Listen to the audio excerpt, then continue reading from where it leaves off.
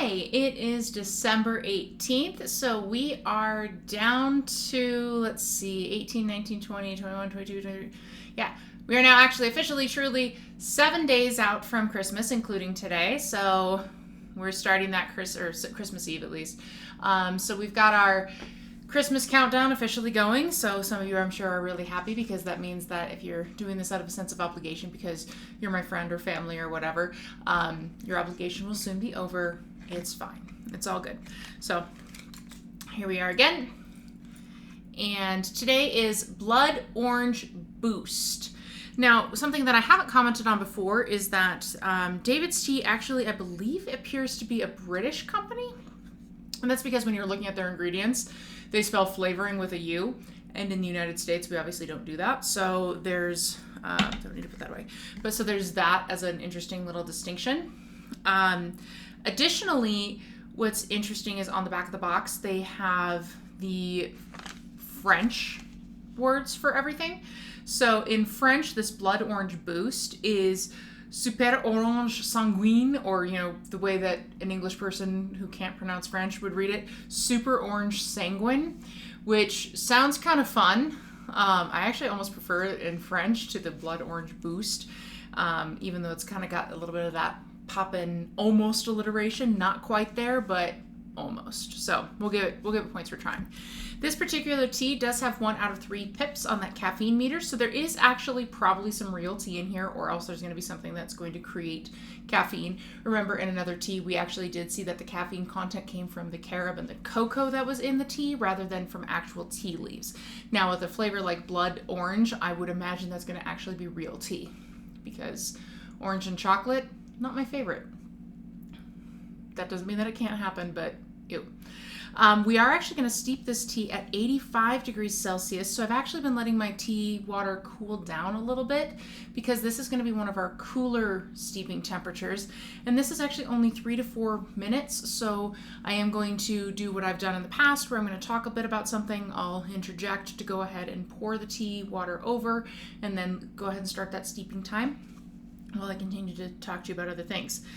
So, I would imagine actually that lower steeping temperature has something to do with the flavors and that you could actually damage some of the chemical compounds in these ingredients with too hot of water.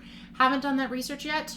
We'll probably end up following up on that before the end of this little series, but that's my assumption. So, ingredients in this tea, we have apple, green tea, hibiscus blossoms, orange peel, rosemary, natural blood orange flavoring, GABA or GABA green tea, roasted chicory root, orange pieces, olive leaves, and stevia extract. So they have, obviously, with the stevia extracts in these teas, they are adding a little bit of sweetness, which I actually think is good because in doing some of the research on these ingredients, I do think that it probably needs that extract in there. Upon opening this, I did get a whiff of essentially orange peel is what I believe I smelt there. I didn't inhale too deeply, but oh yeah, that's definitely citrus. It's a very pleasant smell, really. Yeah, it smells very clean, very fresh, very bright. I definitely feel like just even smelling this from that aromatherapy kind of standpoint could even give you just a boost. So I think the tea is already living up to its name, which is awesome. It's also just really pretty to look at, even just as it's sitting here in the tin. I'm going to pop it over to the other camera just because I think you might be able to see a little better in that tin. I just think that the color combinations in here look really, really nice. If this were a potpourri, I would absolutely display it in a glass jar because that's pretty. Very different sizes of our chunks that we've got here. This is actually, again, this is just an interesting tea to look at even. It smells nice. It looks nice. This is going to be a lot of fun. All right, so coming over here, you can see as I spread this out in my palm here what I mean by these different sized chunks. The very small green is going to be that green tea, whereas we've got these larger but kind of leafy looking bits. That's going to be our olive leaf. Some of these narrower, longer bits, this right here, that's going to be rosemary. So we're seeing some great contrast. Here's another one of the olive leaves for us. These larger chunks are going to be bits of orange peel and apple. There are going to be some of our lighter colored chunks in here. That's definitely some orange peel on there. So absolutely, this is just a beautiful tea to look at. I find this actually really, really engaging. As I've said, mixing it around on my hand here, I'm getting really good smells still, which suggests that absolutely everything is really well balanced. So I have my large muslin bag again. Didn't fully dry from the last thing because I forgot to pull it out of my cup. So definitely if you're going to use a reusable bag like this, do not wait to dump your tea and then let your bag dry. I did do a good rinse on it as well, so that way I could get all the Assam and Ceylon tea flavoring out, which was yesterday's video, remember? So there's that. It just looks nice in the muslin bag too. This is one where if it's as promising as it smells, I definitely think it might be a tea that I will have to order, and it might not be one that I want to share with my spouse. I think just because of the size of the chunks, I am going to go ahead and use the whole sample size here.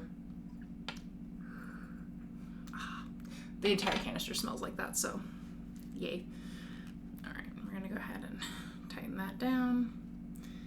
And we'll pop that over there to wait until I get to it. Oh, I'm gonna go ahead and wrap this, but as I learned yesterday, leave a tail. If you are using a reusable bag, definitely leave a tail, if you know, especially if you oversize your bag like I did. So I am leaving a tail so I can actually grab onto my tea bag rather than sticking my fingers in the tea. I've done that on many teas, but I don't necessarily need to. Anyway, so as you might expect from the list of ingredients, and the fact that I've talked about some of them, I thought I might talk about rosemary, but then I ended up finding out a lot more about blood orange than I really expected to. So I decided to cut rosemary from my discussion. Hopefully you have some experience with rosemary. It's a pretty common herb that we use, and it's often used for a lot of aromatherapy and things like that. Really good for headaches, actually, is my understanding. But anyway, let's talk about blood orange, since that is the name of our tea. The blood orange is actually called such because when you peel it open and start getting into the actual fruit, its flesh is going to be some kind of crimson colored. Now the rind itself might still be orange. It might also have a blush to it, or potentially even some like red staining or vein looking kinds of patterns to the exterior. But the inside is where really the showstopper, because it is that crimson red. It looks like it's bloody. It's, you know, just, it's a very stunning fruit if you've ever seen it in person. One way that you can actually tell when you're comparing grabbing a blood orange versus just regular orange is, one, yes, because blood oranges will often have that blush to them, but also the rind of the blood orange is actually a bit tougher and thicker and thus harder to peel off of the fruit than a standard orange. The color does come from the presence of anthocyanins, which I've mentioned before. There's those really powerful staining kinds of chemicals, and they're common in a lot of fruits and flowers, but not usually citrus. So that does actually make blood orange stand apart a bit.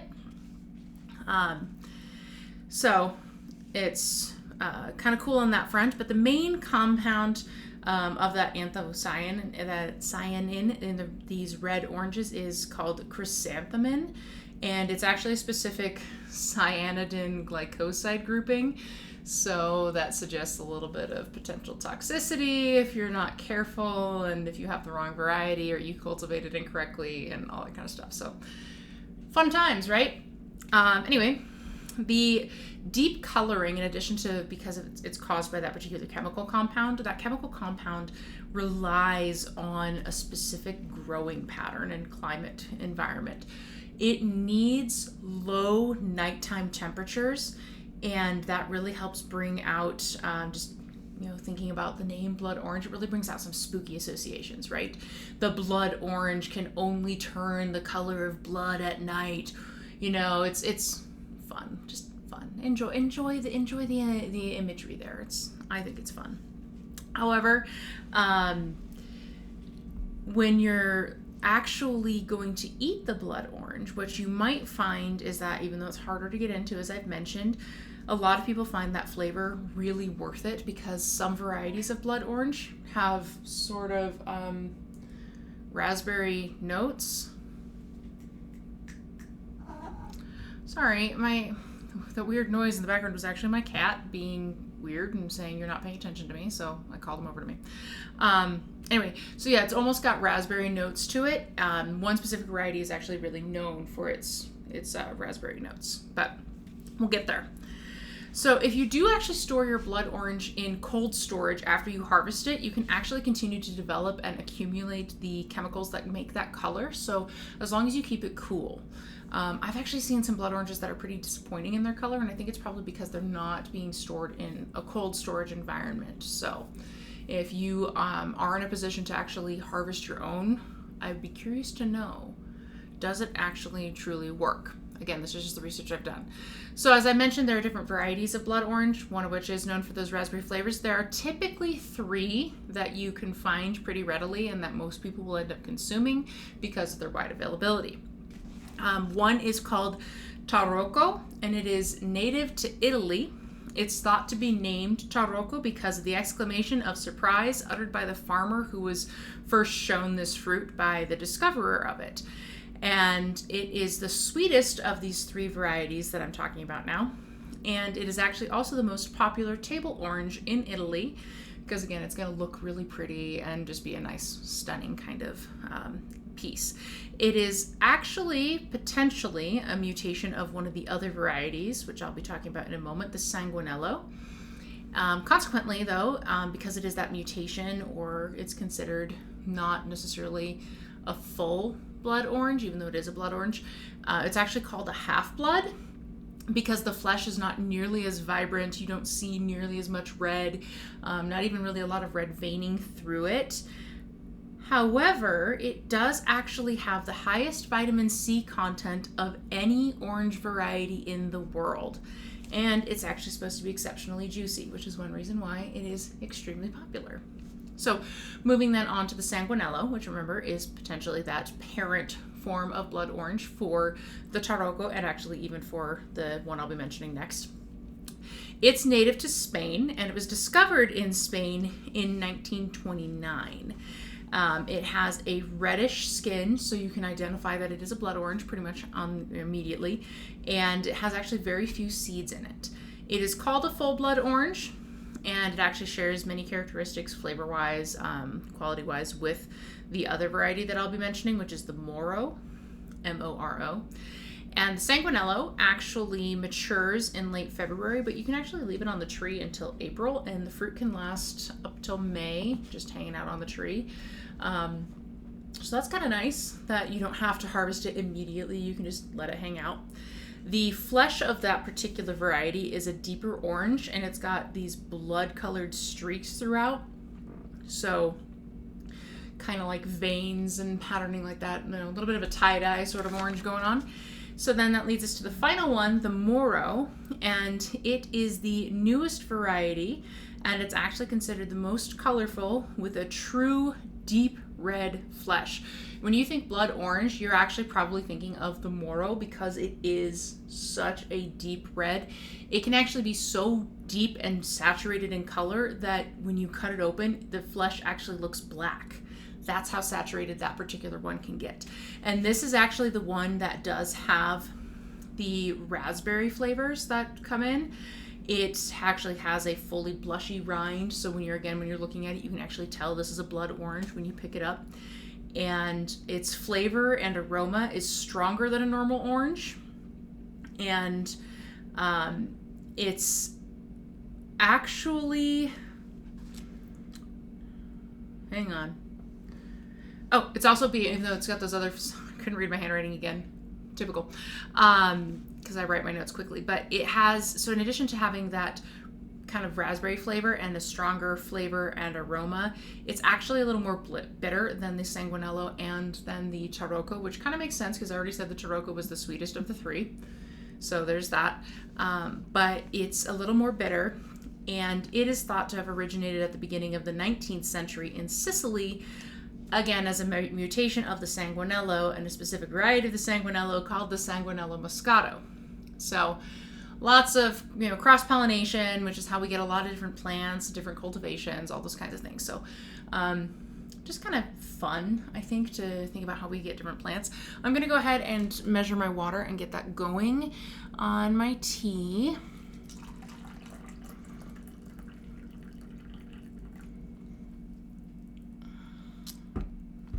Now, there are actually other varieties of blood orange out there. And those other varieties, while not as common, you can obviously still eat and are still consumed and are still cultivated, hence why they exist.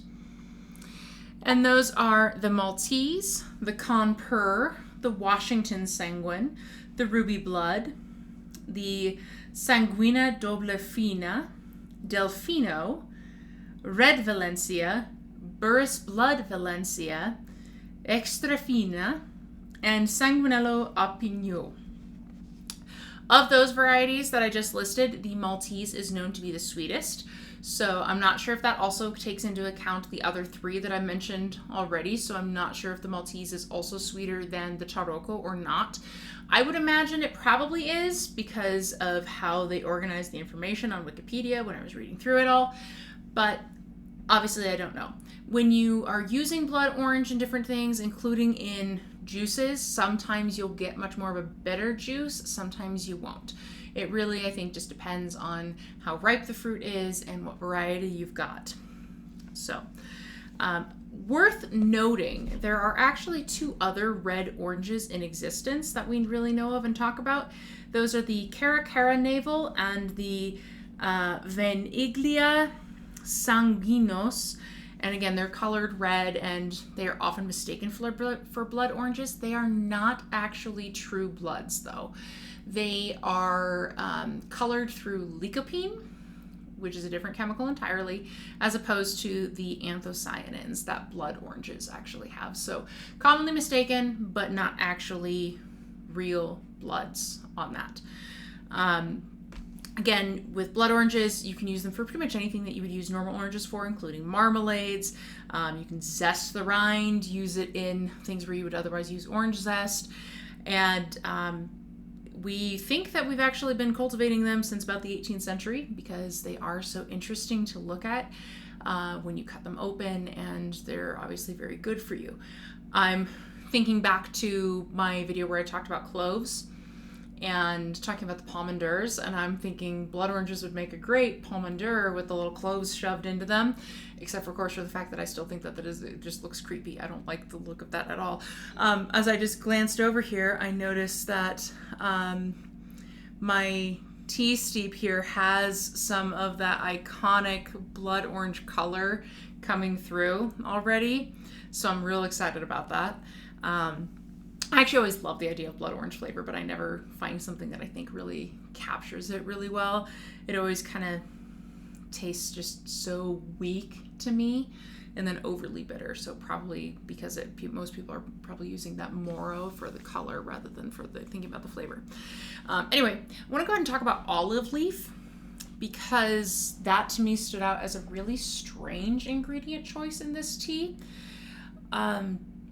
Obviously, it comes from the olive tree, and while olive oil has a lot of health benefits that we know of and a lot of uses, and it's obviously from the olive fruit itself, there's not a lot known about the benefits or potential benefits of olive leaves. Basically, there's no human study done on it. So, cool. They're actually known for being really bitter and astringent in flavor when consumed. So between potentially having a Moro blood orange in this tea, which remember is the most bitter of the three common varieties, and then the olive leaf, I'm actually wondering if they really added like the rosemary and the chicory to try and counter that bitterness with something that's a little bit more roasty and potentially even kind of sweet, because rosemary can often present as a sweeter flavor. So that's it's gonna be interesting. If it's overly bitter, I'm going to be really sad because I do love the smell of this tea. And again, I just think it's beautiful. And as it's steeping here, it continues to be beautiful. So I'm hopeful. That said, when we're looking at the olive leaf and its flavoring, it probably is due to the fact that it has a higher concentration of phenolics, which is what gives olives their flavor, and it has a higher concentration of that in the leaves than it does in the oil and the fruits that, where we get the oil from. And that actually makes sense in a lot of ways. We've actually seen that in some other plants as well, that the leaves and the stems have higher concentrations of certain chemicals that can be dangerous, for instance, elderberries, remember, than in the actual fruits themselves. So those phenolics include oleuropein and hydroxytyrosol, along with some polyphenols and flavonoids such as luteolin, rutin, caffeic acid, catechin, and apigenin, which, if you recall that one, the apigenin is found in chamomile. So there is a potential for some of those health benefits because of the olive leaves, and the same kinds of things that we saw with chamomile are probably also true of olive leaves. However, minimal studies have been done, like I already said. There's a potential suggestion that olive leaf extract could actually impact type 2 diabetes blood sugar levels, but again, not enough has been done with them, and the European Food Safety Authority ultimately determined that the evidence that did exist is really insufficient and inconclusive. So again, don't go buying a bunch of random supplements. Don't go decide that I want to have tea made of natural sweet blackberry leaf and olive leaf and chamomile. That's probably going to be a really weird blend, actually, when you think about it.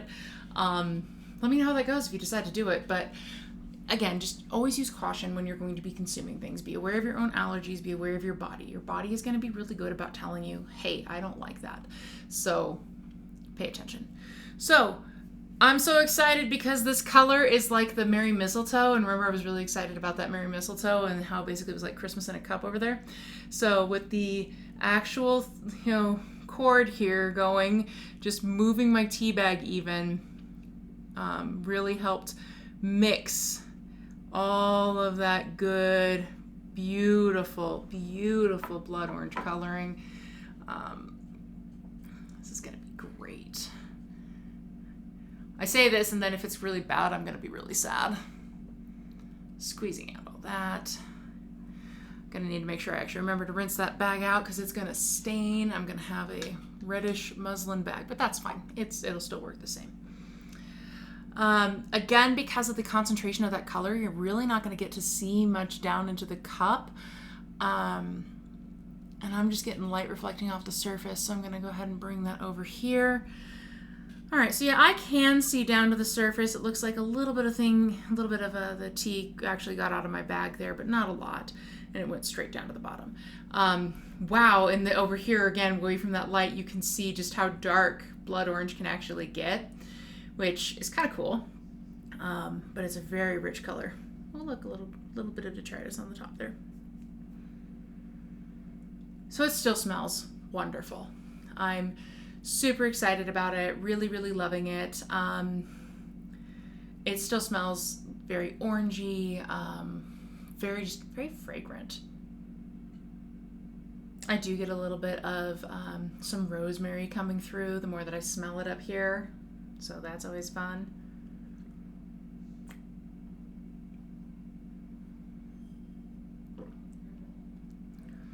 That is actually a lot sweeter than I expected it to be. And it's not unpleasantly so. There's definitely like that, again, it wants to kind of pinch here, kind of like straight down the middle of your tongue as well. Almost sour, almost wants to go to that bitter note. And then the stevia, I think, and then just like natural other sweetness from like the rosemary, from the orange itself, really, that's just counteracting it. And it's actually a very pleasant drinking experience. I actually really, really like this one. I love that there's actual tea in it, so it's not just an herbal tea, and I have nothing wrong with herbal teas. Some of my favorite teas in this whole set have actually been the herbal tea. Like my number 3 currently is the Merry Mistletoe. Now I have to decide if this one beats it.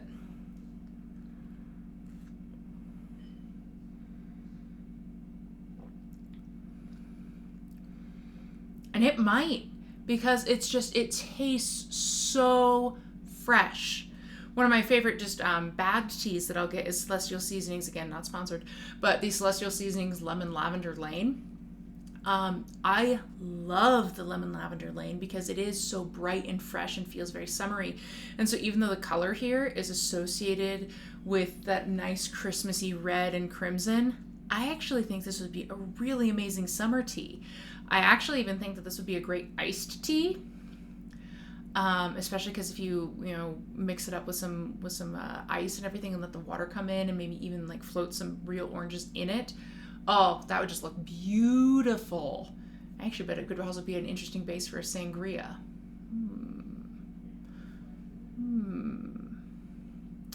Anyway, highly recommend. I do think it beats the Merry Mistletoe, so that does mean that still in number 1 is that chocolate covered almond. Close second is the Candy Cane Crush. Then we have this Blood Orange Boost, again closely followed by the Merry Mistletoe. And those are my top 4 right now as we move into the final 6 days. Thank you so much, and I will see you tomorrow.